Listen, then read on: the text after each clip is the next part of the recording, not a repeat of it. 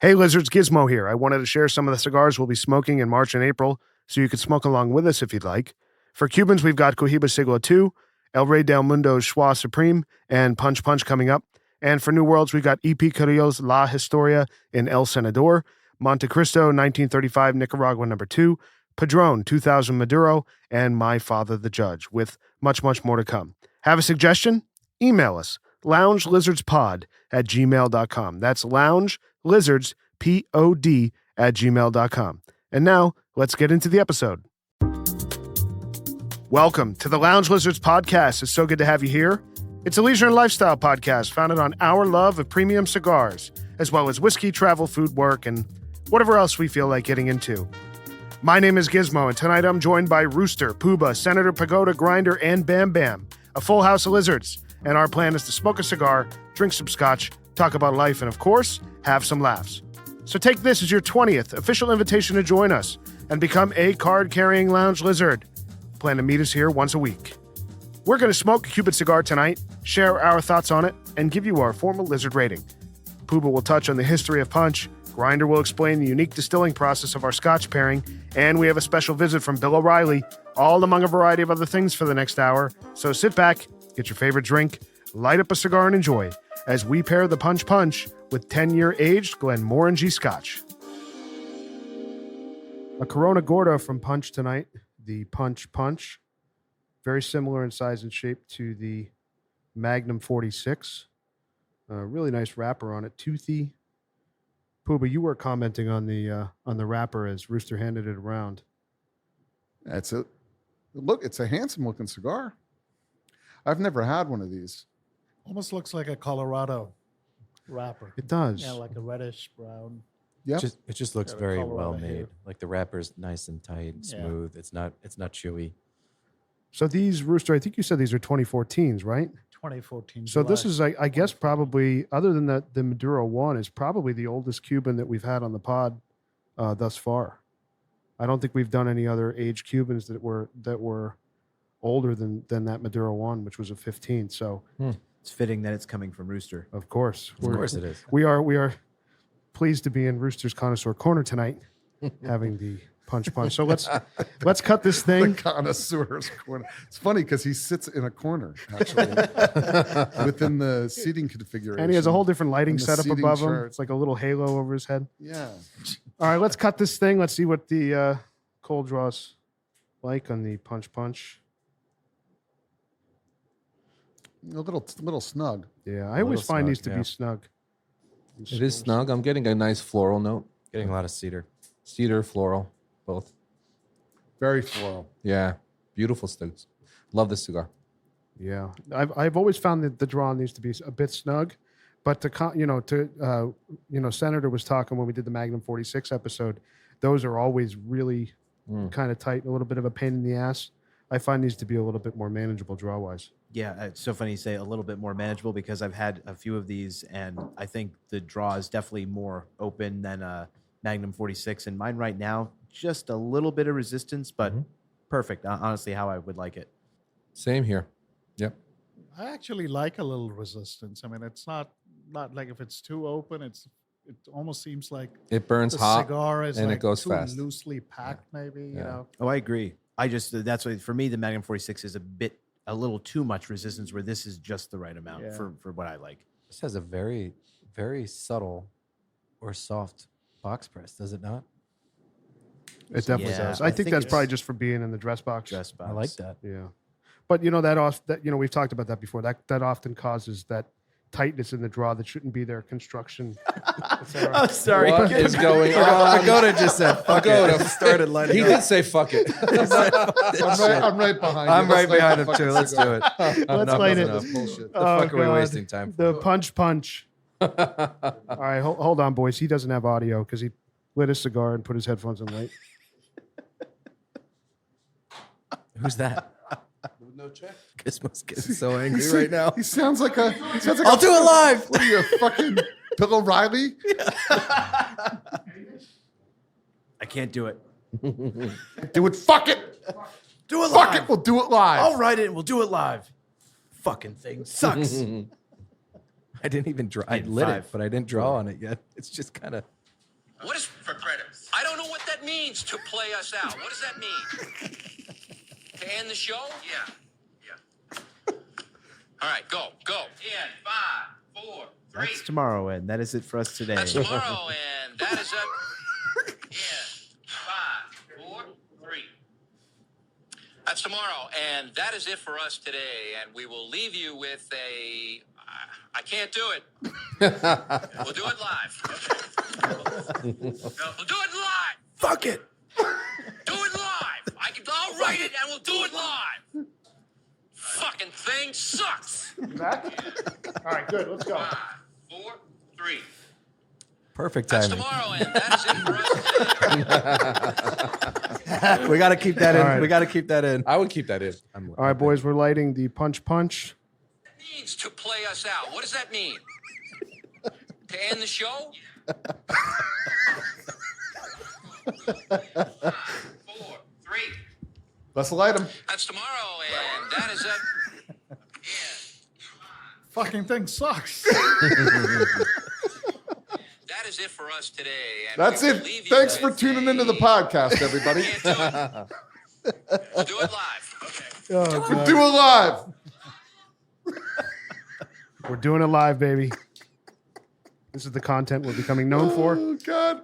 Guys, we had a production snafu for the listener. We had a production snafu, and Gizmo lost his fucking mind on Pagoda. I mean, his headphones weren't working. He lit the cigar too early, and he's going to have to just get over it. It was a major protocol breach. He was like Bill O'Reilly in here in the studio. It You know was what the best part unbelievable. is? Pagoda didn't give a fuck. He just sat there. It's just like, you're going to take care of this, right? Fucking screaming at him. What are you doing? What are you doing? Your headphones aren't. Your headphones fuck it up? Did you fuck it up? Did you fuck with it? Did you not put it on? Oh, it's Pagoda. Like he just I did not say any of those things, you assholes. It's on tape, All right, brother. we'll pull the tape. Oh, gosh. This tastes great, by the way. Great cigar. We're doing it live. Oh, man. The draw opened up beautifully. Oh, On the light. beautifully. Yeah. This is a fantastic smoke Yeah, already. this is one of my favorite Cuban cigars, introduced to me by Rooster. I think over 2 years ago, year and a half. A lot of spice. Wonderful cigar, yeah. A lot of spice. There's some spice. There's some lot of cedar, And creaminess, Definitely cedar. leather. You'll also get a little hint of floral. floral and also a little bit of citrus, like an orange rind flavor, a little bit. Yeah. It's like you light a candle and it's like a bondage scene. Little leather, a little floral. Little Light a spikes, candle, little spice, Metal. little wax. Wax? Lube? leather belts, Beads. Blood. beads. beads and blood. Oh, the lounge lizards are off the rails tonight, We're off boys. the rails tonight. We are off the rails. This is a wonderful cigar, Yeah. man. What do we know about the punch? The punch. So they make what? They make 6 different cigars in the marker, right? They make, and I've only had a few. I don't know how many you guys have had. Rooster's had a bunch. I know. Yeah. Yeah, they make a short to punch. They make a punch coronation. They make the punch punch, and also a punch double Corona. Yeah, the Coronation's a petite Corona, Right. 42 by 129. The double Corona. Of course, the what they call a punch punch Grand Corona, which is what we're smoking now, or maybe it's like a Corona Gorda, I guess. They have an LCDH too. The punch. Well, they 48. have a bunch of regionals. Yeah. What's They have a bunch of LCDH? regions. Sorry. La Casa del Habano. What It's is like the that? official retailer of Habanos SA all over the world. Hmm. So it has a separate. It has an additional band that's like red and black. I didn't know that. Yeah. And then they also use punch. Habanos uses punch to do quite a few regionals, They do. Yeah. which are pretty good. You've had a bunch of those, right, Rooster? Mhm. The regionals. Yeah, really good. Yeah, this is a great cigar. I think Rooster, you're like the exclusive dealer of this cigar in the group. It's like I've gotten every single punch that I've had from same, you. Same here. Same here. La Casa del Rooster. Same here. LCDR. He gave me my first punch. The Connoisseur's Corner. Stop by. I like this cigar. Yeah, this is really nice, especially really with, you can taste the age on it, how rounded out and Definitely smooth it tasty. is. I get a lot. I'm getting like a very, I don't want to use barnyard, but earthy, kind of an earthy flavor. Definitely. You know the cool thing about this? I've given this to a few guests at the house when it was warm out, sitting outside. Not professional or prolific cigar smokers, but they love the fact that when they have this, it coats their mouth. There's a coating that they get. I'd love to hear that from guys that don't smoke too often. I would love to be a professional cigar smoker. Do you know any professional Is there cigar like smokers? I redact that comment. It's like a league. Is there a league of sorts? I couldn't find the word. So really, all that I know about Punch, I don't know, Poobah, if you know, or Rooster, you guys, but all I know is that obviously it's a brand that's been around a long time. They founded around 1840. Habanos SA calls it, they put it in their value category in their catalog. So you have the global brands like Cohiba and Upman and all those. This is more of they call it a value brand. Yep. That's yep. It was founded by a German guy named Stockman, and Punch was named for a European puppet show character named Mr. Punch. It was successful in Great Britain. There were some changes of ownership. Then the brand was brought to Cuba, purchased by a gentleman named Manuel Lopez Fernandez. And the brand and boxes still kind of have his name in the artwork. He retired around the stock market crash, I think, of 1929. And then, fast forward to the revolution, and of course the Cuban government took it over, like all the cigar companies. But it's been a popular brand, like many of the value brands and many of the smaller marcas. They have a lot of discontinued Vitolas and I was all going to that. say Like you see. there's a lot of cigars that they used to make that Right. haven't been made for quite some time. What makes this value? Like what does that mean? I think that I think that the way that Habanos sells and markets these cigars, there's not a lot of high dollar cigars in the range. I mean, these are all pretty reasonably priced cigars. It's right, like when you Rooster? go to Taco Bell, you have the cravings menu, the dollar menu on the side. Actually, don't. That's where the Punch. I was there today, so I had the Fiesta veggie burrito. Nice. Nice. Beautiful. I It's love that. $2. It's a good hangover. I had 5 of It's a them. good hangover lunch. It's amazing. If you ever drive by a Taco Bell at like 1 in the morning, 2 in the morning, of them. you had You really 5. have 5? I had 2. I missed that. I bought 5. Wow. I bought them for my kids. Mm. Anyway, So, let's go back to the cigar. Yeah, let's get back to the cigar. So sorry, I'm just sitting here. I've been very quiet so far about this cigar because I've had several Punch Punch cigars, and I have to assume that they were not as heavily aged as this, because this is far more complex than the other Punch Punch sticks I've smoked, and I'm just really, really impressed with how many distinct flavors are within this cigar. It's really cool. And on the finish, I don't think anyone has said this, but do you notice on the very end of the finish, like a roasted nut or like a walnut kind of flavor? Yeah. It's a little dry too. Yeah. There's like a dryness there, which isn't a bad thing. It's like the way the smoke hits your palate, then runs off. It's kind of nutty and dry, like a dry roasted peanutty kind of dryness. Yeah. What's the nut that you roast like at Christmas time? Chestnut. Chestnut. It tastes like a toasted chestnut a little bit. Yeah, could be that too. Yeah. What's funny about Punch, so I remember Rooster gave me the first one of these I had ever tried, and I'm not sure why, and maybe others had this impression, but before I tried a Cuban Punch, I had only known, the non-Cuban Punch, which I, for some reason, associate with really, really strong, intense cigars. And so having a Cuban Punch, I assumed it would be this like really aggressive, intense cigar. And it's not. I mean, this is really refined and complex and just nothing like I know the non-Cuban brand to me. So I feel like there's a real disconnect within Punch between sort of the Cuban brand and obviously all the non-Cuban stuff they make. Yeah, it's a very smooth, velvety smoke almost, right? Absolutely. It's creamy. For me, I get cream. What's funny about you saying about the brand name too, Senator, was, well before I ever had, like you said, the Cuban Punch. I guess maybe my brain saw the word punch, and I'm assuming like it's going to punch you in the face, cut with strength or flavor. And certainly it's not the case with these. I've never had the New World, but I just always assumed that based on the brand name. That's a puppet. Punch the puppet. I also love that this is so versatile as smoke. I mean, I could have this in the morning, the afternoon, the evening that we're having right now. Anytime. It's any time of day. I do notice that this is the first time I've had an aged punch. The younger ones aren't as flavorful. I mean, or the strength of flavor. To me, this is stronger than a younger punch. I mean, can you even name of like one Cuban cigar that you can't have during the daytime?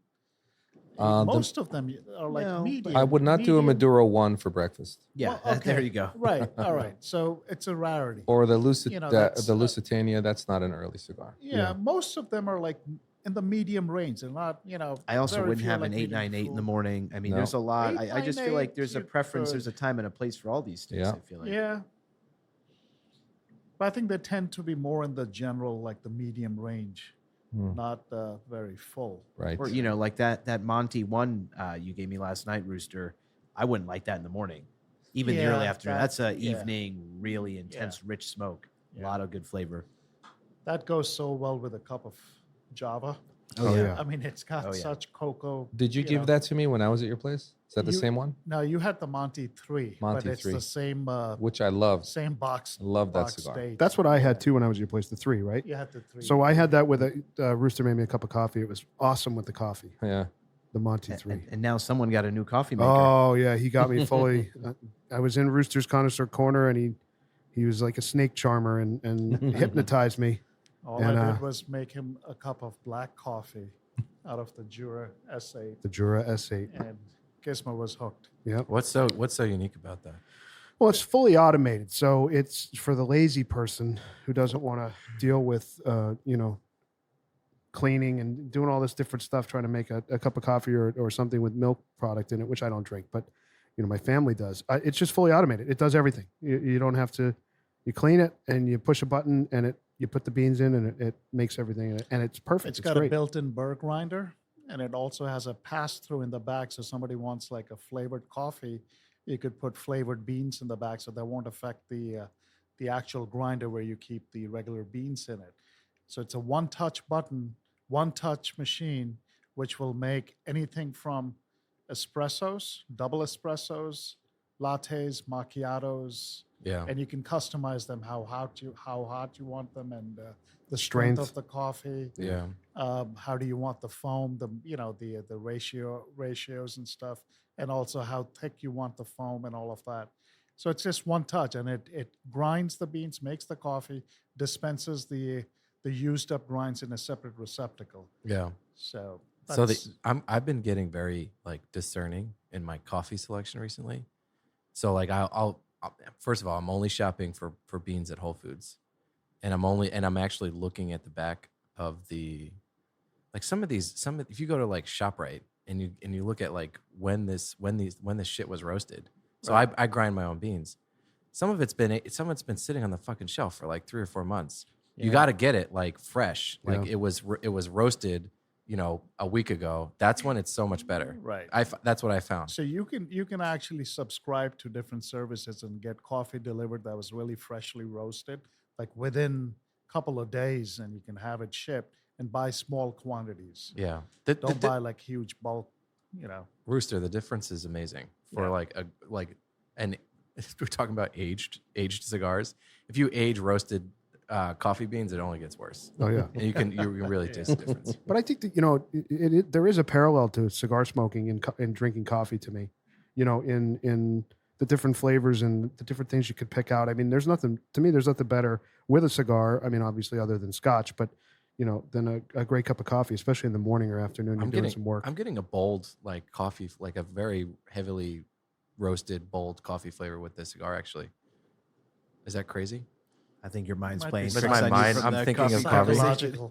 Psychological. You're having a placebo effect. Placebo. So speaking of scotch, let's Yeah. talk about our pairing tonight. Very This is excited great about scotch. It's a different scotch. Yeah. So what is this, guys? This is Flavor who's, profile Who's, wise. who's doing the scotch reading? Well, this was provided This is by, provided by Pagoda. Pagoda. Pagoda. Thank you very much. Pagoda. You guys are welcome. Let us. I don't know anything He's, about he's this doing a product. scotch. I've Everyone, never- we're doing a scotch reading. Let us proclaim the mystery of faith. Let me tell you. Who's at the missile? As the Lord wants. And he saw Paul. All right, so we're drinking Glenmorangie 10. From the book of Glenmorangie 10. Glenmorangie. Glenmorangie. Is that how you pronounce it? Yes. Oh, I feel like an idiot. Oh, me too. Glenmorangie. Oh, shit. Glenmorangie. Yeah. Glenmorangie 10 is one of my all-time favorite scotches.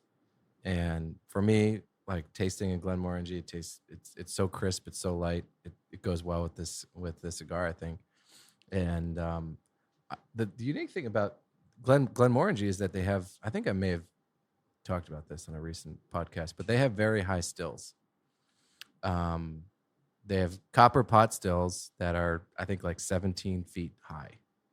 And they have a few of them. I don't know how many they have, but they're known worldwide for their high, their tall stills. I think we talked about this earlier. Like when you have a high still, there is this concept called reflux, and the more reflux there is, the lighter the scotch is, because of the height of the still, less of the particulates get carried up with the vapors because gravity, essentially. And Glenmorangie has the highest one. You can compare that to like a Macallan. Macallan has some of the shortest pot stills there are, similar to like a Lagavulin. Macallan is known for and you can see it, and it's got a thick amber viscosity. So what does that mean? So how does that affect how the spirit is distilled? It's distilled the same way, but when you have the shape and the height of the pot still really influences that. So like Macallan, for example, has a short, squat, onion-shaped still. And what does that do? Like, what are they going for by intentionally going with a shorter one versus a taller well, like one? I said, there's in the process, in the distillation process, you're heating a bunch of stuff up, which is the malt and everything, right, in that pot. And when you do that, it goes up, and then it comes to the top of the still, and it goes down like this inclined tube. The higher that is up, the less likely you'll have some of the particulates that are consumed by the that are taken away from the barrel. So like when you are aging Lagavulin, you're aging it in oak barrels that also have some of that peaty water, and that peatiness in the water is maintained because it doesn't take as far of a journey from the bottom of the mash up to the top of the still. And with the shorter still, it's less of a journey, more particulates are maintained because it's less influence of gravity and time. That is fascinating. Great detail, Grinder. Yeah, that's awesome. Does that suggest at all that shorter would impart a bit more flavor or? No, it doesn't impart. It maybe impart is a good word, but I think it maintains some of the influence of the barrel. Okay. So like Glenmorangie they do. I don't know if they age I think they age in a blend of first fill and second fill oak barrels, meaning it's not like they're taking American bourbon. They're just taking oak barrels, first fill and second fill. So they'll do it 2 times and they'll recycle it twice and then they throw that shit away. Gotcha. And as a result, when they do there is some slight oak, but not a lot in this. It's still very light, caramelly, leathery, not leathery, but there's some hint of honey, but it's not overpowering with the taste of the oak. No, I don't get any oak. I mean, what you're saying makes a lot of sense just because I feel like Glenmorangie, just across the board, their scotches, they're not really bold in flavor. They're really smooth on the lighter side, very refined. I mean, like Glenmorangie 18 is fantastic. It's incredibly smooth, but it's very light. It's not like a really intensely flavorful scotch. There's a crisp to it. It's a nice crisp. Yeah. So like everything Grinder is saying is like Yeah. helping me understand why this is almost their whole line is that way. And then the only exception to that rule is if you've ever had Glenmorangie Signet, that's like one of the boldest, biggest flavor bombs of a Scotch I've ever had. And they must do that differently than everything else because Yeah, I it's don't know. nothing like anything else they make. Glenmorangie is one of those things that you can drink it any time of the year. It's not going to knock your socks off. You're going to get some good flavor.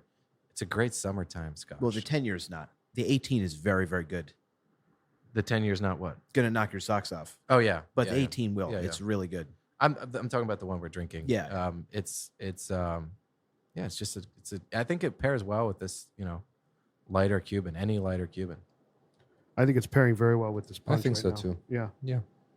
I get a nice nice. pear note on the finish of this drink for me. Well, I think the biggest commonality, it's very floral to me, this Scotch, which I think pairs really nicely with the floral notes you get in the Punch Punch.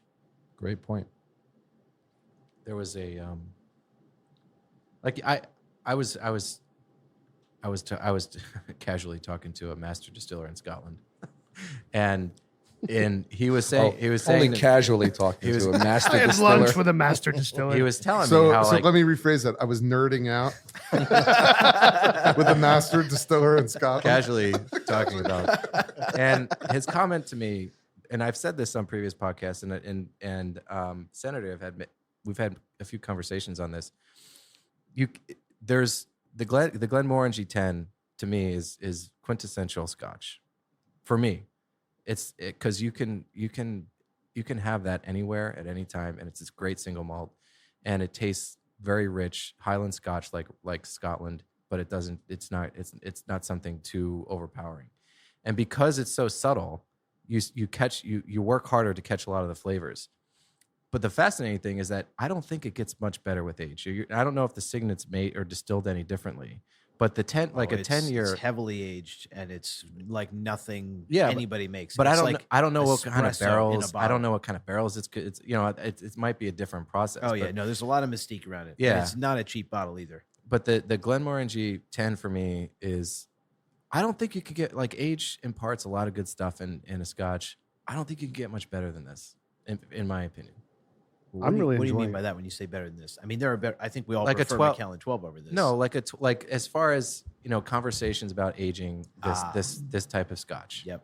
A Glenmorangie 10, I don't think is going to be that less appealing to me than a Glenmorangie 18 or I love where you're going because, yes, we have absolutely talked about this. And, the parallel for me, if we're going to talk about lighter Scotches, right, this is only 10 years, this Glenmorangie. We reviewed Dalwhinnie 15, which is a lighter Scotch with 5 more years of age. And I actually prefer this. This is cheaper than that is.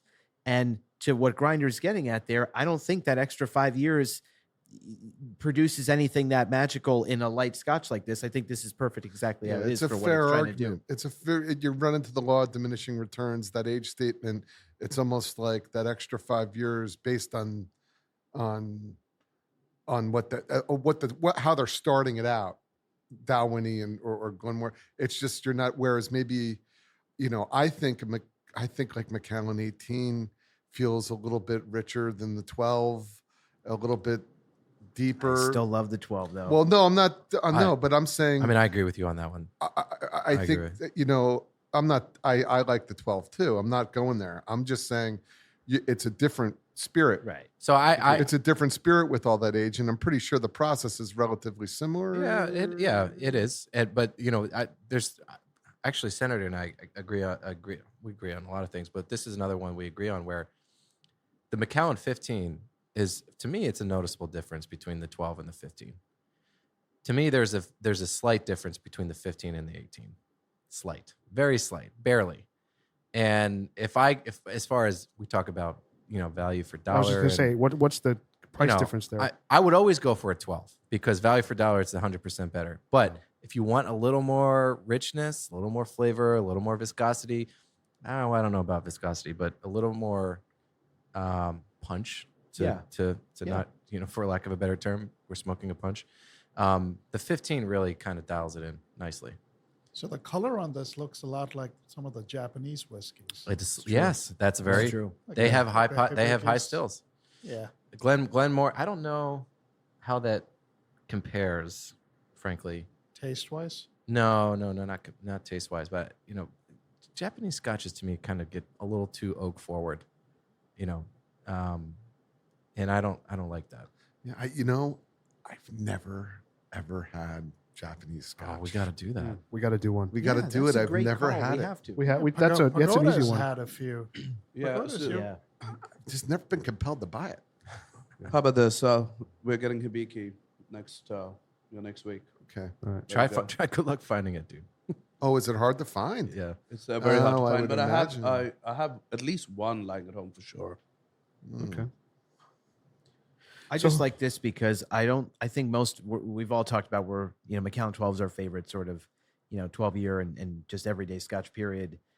So, Dalwhinnie 15 is just not something I ever really reach for. And even some of the lighter Japanese whiskeys that I've tried, some have been pretty good, but nothing that I would really reach for regularly. I'm curious to revisit what Pagoda's going to bring. Maybe I'll feel differently about that. But I give Glenmorangie credit because this 10, if it's a really hot summer day where I'm not looking for like a really rich, super flavorful Scotch, I just want something light, something mellow, enjoy a nice hot afternoon, I would reach for this. This is a great happy hour aperitif. Like it's like an awesome, like you're in the city, you're on Madison Avenue, 40th and Madison Avenue. Hey! You want to get out of the office at 4:00 and start happy hour. This is a great starter. I know that neighborhood. What's the price point on this bottle? Oh, it's super Yeah, accessible. I don't even know. Super It's cheap. expensive? No, accessible. I think accessible. I, I know this to be $40 a bottle. Is that what it's? Yeah, around 40. Yeah. Wow. That's very, very affordable. The thing I love about this podcast is first I get to drink a lot. I don't know what you're talking about. Yes, and I do resent the implication, but The intimation. yes. But no, what I was saying was I think that it's interesting. So I'm not ever buying Glenmorangie 10. Okay, it's just not making its way into my scene because it's not my scene. I don't. But you said Dalwhinnie but- makes but- it into your scene sometimes. No, You said- rarely. Once a year, on maybe. the boat. I feel like you've said Maybe, on the boat. yeah. I On the mean, boat. Yeah, Why? I did. What okay, don't you I like did. about No. this? I'm getting there. Let me make my point. So I'm making a point here. You guys are the peanut gallery. It's the honey. Yeah. So like, what's interesting about there's two things that are happening right now to me, besides just general insanity due to COVID. But I would never just go out and buy a punch punch. I would never go out and really buy Glenmorangie 10 because you know what? It's really not it's out of my comfort zone. It's not a brand that I embrace. Glenmorangie is not a brand that I embrace. So, but what's great about this and what I'd encourage the listener to do with their friends, whether you have a podcast or you don't, is to introduce new things and try them because what this podcast has been a catalyst for me personally has been it forces you to actually, by doing this as a group, forces you to actually try some new things and focus on it. Because before we get to the review, I wouldn't have, through the first third of this cigar, getting back to the cigar, I didn't love it. It's like in the middle now, and I'm like liking it more. I'm getting there. I'm coming around. It takes a second for me. We know that the podcast Poobah would have thrown it in the ashtray after the first two puffs. It's true. We've now forced you to have to experience the whole thing. It's good. Yeah, it's good because I'm impatient. I want what I want and I want it now and it better be good or I'm fucking throwing it out. Or throwing it in the lake, as I would say. Right. But this is good. So the point I'm trying to make is that it's like this exercise forces me to just expand my horizons a bit, and I think that's a positive thing. To me, not even as a matter of discerning taste, to piggyback on what you're saying, I've just not experienced a lot of these things. I've not tried them. So I'm in the same boat as you. Like, this is just eye-opening. Every podcast we do is eye-opening. Time is precious. It is. And it's It like, is. I'm particular about what I like. Yeah. So this is making me try stuff that I just wouldn't spend time trying. You know what I mean? To Poobah's point, I categorically said I would never drink a fucking scotch from Kirkland from Costco. And the only reason I did is because our two Costco loyalists here, Rooster and I'm a junior loyalist. He's a senior and loyalist. Gizmo, and that's the only reason I tried it. And like for the price point for an everyday scotch, it serves its purpose. I still won't. Well, I did have a drink in the shower last week for the first time. That's another podcast. I Did you that. really? I did High that. five. Uh, I did that. Would you have a beer? I had a beer. Nice. It's very like Roadhouse. I don't know where it came from, but I did it. That's a college move. Was That it a is- Bush Light? That is. It was a Heineken. In college, you have like your shower caddy with like a natty light in it. Well, I've got my shower, and the sink is next to it, and then the sink, it's like got an extended piece of stone where you can put something. Usually my phone goes there, but I wanted a beer, so I popped it open. If went down, turned the shower on, jumped in, had a sip, put it on my shelf, washed my hair, had another sip. This is Great. like the Seinfeld episode with Kramer cooking in his bathroom. Well, yeah, and Poobah drinking wine in the shower. So if senators, I'm trying to give you a pound right now, and you're just ignoring me. Anyway, He What? he just doesn't give a fuck. Oh, here, oh, was that? I was Oh. agreeing. He's British. He doesn't do pound. Very Bump. unusual He night. does bumps. So Cheers, mate. I don't know what I was going to say. Oh, if senators trying to democratize caviar, full stop. I don't know, caviar with whatever. Just No, democratize. that's his life. He said it's his life goal. I would like to. One of my life I would goals. like to normalize Shower drinking. shower beers. All right. I'm in. Why is it? Why is it only something you do in college? You should always. Because be I able think to what do happens this. is you come out of college and then you meet a woman and then she starts to judge you when you do things like that. This cigar is fucking phenomenal. Well, maybe by you the haven't way. found the right woman. There you go. Absolutely. How long do you But guys can I take quickly- showers for? Hold on a second. Wait, yeah, how that's- long are your fucking showers? I totally agree. How long is that? Yeah. What are you I'm doing? like in and out like in the 5 shower? minutes. I have no hair to I- wash. I mean, have no you seen shampoo, Have you seen me conditioner. drink beer? Yeah. I can I drink a haven't, beer. I can I drink haven't a seen you take a shower though. Why? Jesus. No, I mean, how long do you take a shower that you need to drink a So beer here's- in the shower? Here's what I did that night. So that night I went to a local place that I found to smoke a cigar. So before I didn't shower all day. I woke up, had the pajamas on, and I worked. I wanted to shower and feel like a human being, but I wanted to get tooled up a little bit. So I had my beer while I'm showering, and I finished the shower. And I still have a beer. So, doing the hair, brushing the teeth, take a shot, little sip, Right. finish the beer, and jump in the car and go. Very productive use of time. Fantastic. I It's chalk it up fantastic. to efficiency. this That's is There you- I like that. So efficiency. this is I like efficiency. this is a nice challenge on Grinder's part. I like this. We need metrics for success here, and I say this because I'm going to take a quick victory lap. I sent all the lizards this article. Caviar sales have exploded in the past year. People are now because the whole caviar industry was hurting initially when COVID happened because most people, the vast majority, would only get caviar at a restaurant. And then COVID happened, and obviously people are going to restaurants far less frequently than they were. And caviar now you can get it shipped to your home. That's how I get my caviar. I buy in bulk. I have it overnighted from LA, and obviously it comes from Asia from before that. Like it's taking off. So all I will say is the mean results are since- there, since and I our want to podcast. see in a year's time that shower beers have Shower taken beers. off. So you What sent- about caviar in the shower? You sent a picture. You sent a picture to the lizard chat of eggs with caviar, and I was like, "That's Oh, boy. fucking genius." Yeah, Oh, that was boy. I awesome. did do That, that. was a did power do move, that. and I was like, "That's kind of I've never seen it. It's like You've probably eggs on seen eggs. it. It's probably a thing. I don't know if it's a thing. Maybe it's not a So thing. don't I know where I've had it. So I talked about this. I went to the Maldives a few years ago with my wife, and at the St. Regis there, one of the items on their breakfast menu, they do a lobster omelet with caviar, and it is incredible. So that's what inspired me to do it. But I made an omelet. I threw some creme fraiche on there, some caviar, a little fresh dill. It was awesome. I got to tell you, I took a page out of Grinder's book. He goes, "Oh, I put a little creme fraiche in my." Oh yeah, that's in- the way to in- do in it. my Oh, yeah, egg- and with eggs. the eggs, right? I just never thought to do it before for whatever reason, and I know how to make a French omelet and do it right. So I did that. I basically made I had some herbs in the refrigerator, put it in, and I just spread some creme fraiche on the top of it, and I didn't even fold it in the eggs. I kind of did what Senator did, and I just put it on top, and that's it. So what I do, Just ate it. I found this video of Gordon Ramsay making a scrambled eggs, It's an amazing video. I've seen and it. he does it. And this is how I make my scrambled eggs now. He does it. He puts it on the pot. He scrambles it in the fucking pot.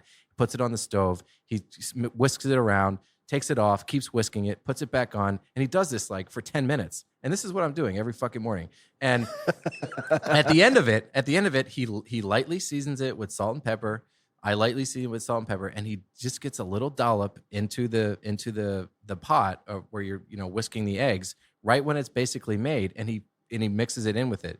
He doesn't like dollop it on the top. He literally just dumps it in there and consumes it within the. Yeah, like how you'd finish scrambled eggs with butter, basically. It's so good. Yeah. It's so good. And So are you cooking and then taking it off and whisking it again? Or? yeah, so one of the things that's fascinating to me is like you can notice the difference in the texture of the egg by how much heat is applied to that.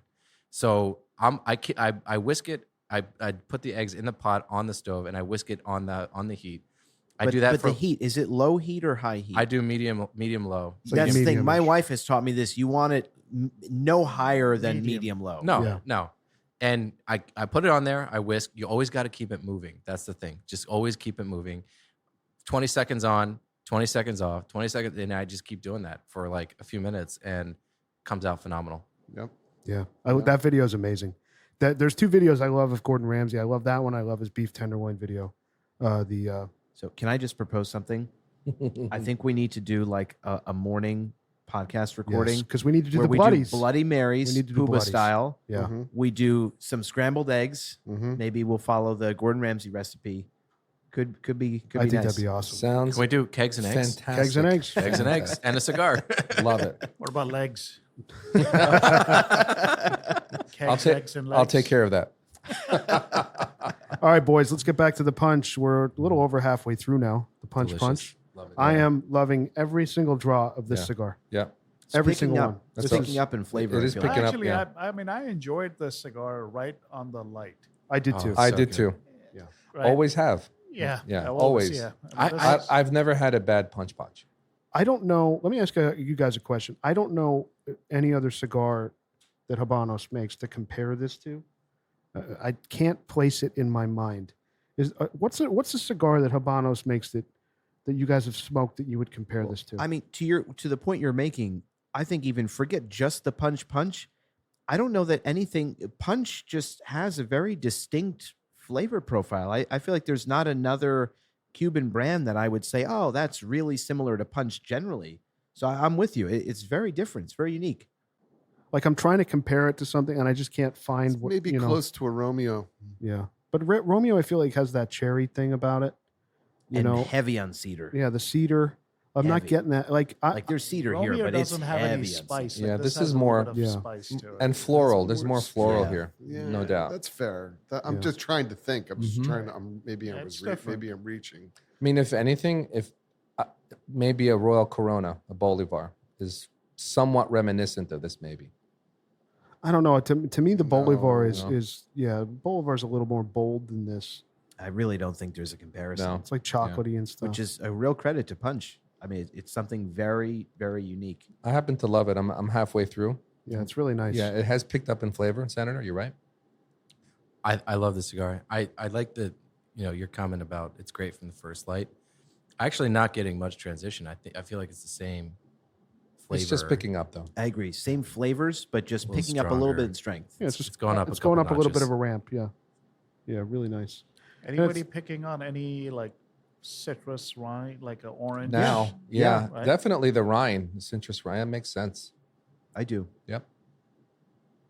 grapefruit. I got to say that this cigar, the age has definitely benefited the cigar, no question, versus the 19s, 20s that I've had. Yeah, it's different. Yeah, You've had then- this cigar younger. yeah. I have, That's the only Yeah, ones I've had. this- I've never had one this age. and I happen we to all like. have here. I like it young as well. It's great Agreed. young. Yeah, yeah. This is just it's- more complex. What did you say? You didn't say tuned up. You want to get tuned up. What did Tooled you say? up. Tooled up. I'm getting a little tooled up on this Glenmorangie here. Mhm.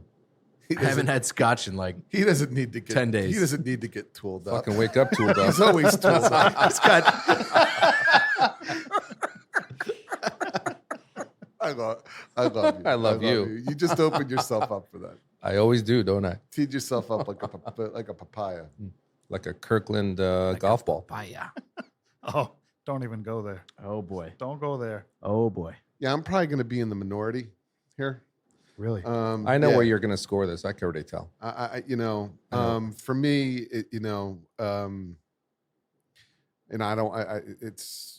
I'm not over the moon about this cigar, but it's good.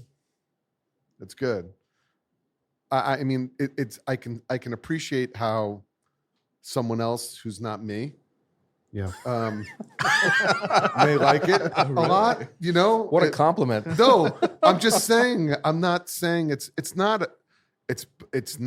to me. It's not offensive in any way. It's not bad. It's just not my jam. It's not your flavor profile. It's not my jam. Right. I do think that it's getting a lot better, at least for me, It is. in the second half. A little more spiciness, a little more. Yeah, it's. I think It's for me picked it up was. in strength. Yeah, no, definitely. And I and think it's smoother. yeah, I'm really enjoying the second half Second half, I'm enjoying much more than the than first the first half. half. Yeah. So I want to go quickly. We got an email the other day Ooh, from a listener. Rex says he's a wannabe lizard, Rex which is very Ryan. cool. And he was asking. He said, you guys talk a lot about age on Cubans, and talking about cigar smoking young, and why does age benefit Cubans more than maybe it does a New World cigar? Why do we talk about age when it comes to Cubans? Well, I What's think with that? Because a lot of the New World sticks, they're already like the good brands like Davidoff's and Padrones. They're using aged tobaccos. Right off the bat. And even the wrapper is aged and the tobacco is aged. Like a lot of the Padrones are have a good 5-year age on them. Some of the Davidoffs have like 5 to 7 year age on their binder, on the filler. So it's already an aged stick. And Cubans are being rolled pretty fresh. So they need, most of them, maybe not all of them. I mean, 2020 and 21s have been a pretty good year for a lot of the Cubans. But with some age on it, it definitely helps. Yeah, I mean, I was always a little bit frustrated with Cuba in the sense that I wish that they would age these sticks a little bit before, sending them to us and being able to just smoke them right off the bat like we are a lot of Padrones and Davidoffs. But I guess where I've become more sympathetic, I've really been thinking about this, just trying to reconcile, why this is. If you think about outside the U.S., everywhere in Europe, Asia, anywhere else in the world, all they have and consume are Cubans. You cannot find Padron, Davidoff you'll find in some places, not most. So they've the demand is so extraordinary. They can't really afford to slow down production by waiting to age them for so long, and they got to kind of pump them out. And, then it becomes a challenge for us in that we have to age them ourselves or buy them already aged at a bit of a premium, but it's clearly worth it. I mean, a Padron Exclusivo overseas, you're going to pay like $50 for that stick. If you can even If find you it. can even find it. Yeah. Even find it. You know, they or- don't have And wide. I've heard even more, by the way. Or the Really? or the tactic I've learned from all of you here in this room, which Cubans you can smoke right away and which you can't, right? So That's right. you purchase based on that plan, and I've been doing that recently. We know. Yeah, Yeah, you've been buying a lot. the D4s and all the Bellicosas Bolifino. Bolognese, Bolofino. Thank you. Yes, the BBF. Bolognese. It's the Bellicosos Finos. It was Thank you. last week. Yes. Yeah. So those cigars you can smoke right away. So here's a question that I think we can discuss openly. As I collect Cuban cigars, young and old, how long should I hold my younger cigars before I try them? 2019's and up. I would probably try one like when you get it and like after a few weeks. And of I'm adopting that. acclimation, I do like that. And then wait like a year, then wait another 2 years and see how Really, that works. long? Well, I think if you have a cigar, you pull it out after you get it. Let's say you keep it for 3 to 4 weeks, right? It comes off the truck, 3 to 4 weeks. You put it in your humidor. Mhm. You try one. It's pretty good. Okay. It's pretty good. Maybe you're getting hints of ammonia in that last third. Give it another 30 to 60 days. Try another one. See if there's any change. If there is, continue that process. once they hit a point that you're thrilled with it, and maybe you're impatient, you don't have a lot of stuff in your humidor, smoke through them. If you know that I got this advice from Rob Iowa with Friends of Habanos, and that was his advice. Guys talking about storing stuff forever. He's like, you know, as Rooster always says, cigars are meant to be smoked. Right. You know, just like wine, it's meant to be If you like it, meant to be smoke it. consumed. So if you like what you have, and it hits a point where that last third isn't biting you, smoke through them. But that's the thing, right? Like every cigar, you know, Pooh was talking about the maturation process. Like every cigar matures differently, right? There's not like one set formula for every single cigar. So my rule of thumb, which is I think very much in line with what everyone is saying, is just, you know, especially if something's being shipped overseas, you want to let that acclimate in your humidor for a few weeks. Try one. If you're not happy with it, you feel there's a lot of rough edges, let it sit for a while. And in my rule of thumb, the same is true with wine, is to just try one every year, because some sticks will hit their stride much sooner and other sticks need a lot more time. And you're going to try that and say, nope, next year I'll open it again. And you just got to keep trying. They sure do. And one example of that is, for me, you can back into it. So you can back into it. So I really fell in love with aged Upman 2s. But I backed into that process, and I backed into the Upman 2. So I have multiple boxes of 2014 and 2015 Upman 2s, right? So I procured many of those boxes, and then I started procuring like 2016 boxes. Then I started procuring younger boxes. Guess what? I don't really like that cigar young. For me personally, I mean, there may be people out there who do, and if you do, great, smoke them. But for me, I think for me that cigar actually transforms into something really, really amazing with 5 years of age on it. It just turns into something completely different, where maybe you know, where you can rip through a box of D4s that have a year and a half on the box date, and you're like, I'm gonna rip through this whole fucking box because they're just good. I'm gonna smoke them now. Fuck it. So, but for me, that's not how. But so you can back into that process by finding out what you like, and then saying, you know what, I'm gonna buy a box of that. It's less expensive, and I'm gonna age it myself and front load my collection with some age stuff, and backfill it with some young stuff. That's what I do. If I feel like that cigar needs just a little bit more time to reach its peak or reach what I like or what I think its best stage is for me. Yeah. Well, I think that's a great way to put it. I mean, if you're so fortunate to find a cigar with age that you like, and you can buy younger cigars and mature them to the point that they kind of match what your flavor profile is suggesting is what's best for you, great. If you're not able to do that, you buy a box of cigars. Try one every so often and find what your process is and age them accordingly. Yeah. You know, Yeah. and I think we're all doing that in, you know, both ends of it. You know, we're buying a lot of age stuff and we're buying a lot of young stuff. It's good advice. You know, Yeah. You find what you like, just smoke what you like. so that's the story. So I think to answer Rex's question, I think that's probably the best way to put it. And as far as tobacco maturation and stuff, we will hopefully get an expert on here soon, interview an expert about that process and start to understand what the That would be fantastic. yeah, we should do that. Yeah. We should do that. I think as usual, Senator's having a conniption right now. No. we got It's a pagoda a night. massive meltdown over here. No. What I'm looking at is, as usual, the first to finish the cigar is Pagoda. He's done. Wow. Yeah, that was an easy smoke. The OLR, the official lizard rating for Pagoda. Easy. That was an easy. That was easy smoke. All right, boys, we're coming up on the end here of the Punch Punch. I've really enjoyed it. You guys ready to do the formal lizard rating on this thing? Oh, the formal lizards, they're not the official. No, that's What makes Pagoda. this so formal? I don't know. That's just what I said on that All first right. intro, and that's what we're sticking with. It works. It works. The FLR. Let The it go. FLR. All right, Rooster, you're up. What are you giving the cigar? So I'm going to give it a 9 because I know Poobah is going to dump on this. All I'm going to right. keep the rating up. All right. I'm giving it a 9. I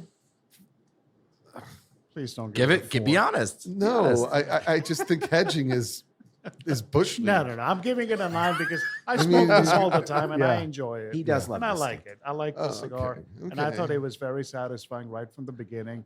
It's balanced. It's complex. It's got a lot of flavor. I shouldn't and, have showed my hand. Poobah, you're up. You do you. Oh no, for me, the cigar is a 6. It's even with 2014 with 6-7 years of age on it. For me, it's a 6. So it's a good cigar for me, but not something I would reach for really. I should have taken the band off.